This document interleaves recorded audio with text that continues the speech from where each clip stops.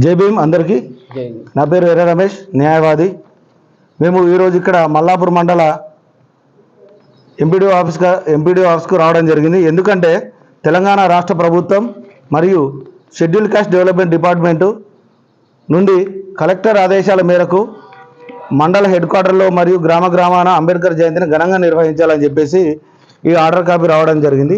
దీంట్లో ముఖ్య ఉద్దేశం ఏంటంటే ముఖ్య నాయకులతో పాటు దళిత ఆర్గనైజేషన్లను కూడా కలుపుకొని చేయాలని చెప్పేసి ఇక్కడ కలెక్టర్ ఉత్తర్వులు ఉన్నాయి.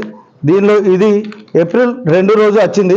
మరి అయితే ఈ సంవత్సరం జరిగిన అంబేద్కర్ జయంతి ఉత్సవాలు కావచ్చు, బాబు జగజీవన్ రావు ఉత్సవాలు కావచ్చు, ఎక్కడ కూడా ఏ దళిత నాయకులకు కూడా ఇంటిమేషన్ లేదు.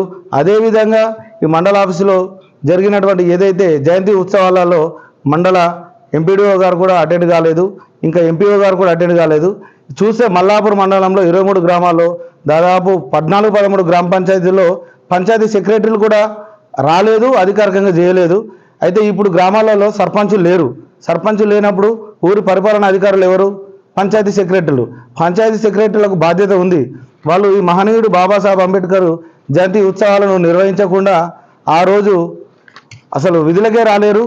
ఏదైనా అంటే మేము అక్కడ ఉన్నటువంటి మల్టీపర్పస్ వర్కర్స్ తోటి సిబ్బందితో మేము జయంతి చేసినామని ఒక ఫోటో పెట్టి చేసినామని చెప్పేసి చెప్పుకుంటారు. కానీ అసలు ఎక్కడ కూడా గ్రామ పంచాయతీలు స్థలాలు కూడా తీయలేదు.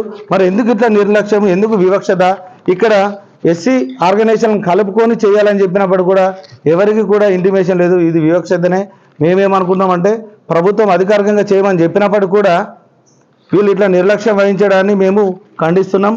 ఎవరైతే కార్యదర్శులు ఉన్నారో వాళ్ళందరి మీద సస్పెండ్ చేయాలి, లేకపోతే మేము జిల్లా కలెక్టరేట్కి వెళ్తాము. అదేవిధంగా ఎస్సీ కమిషన్ కూడా కలిసి మేము దీన్ని వివరిస్తాం.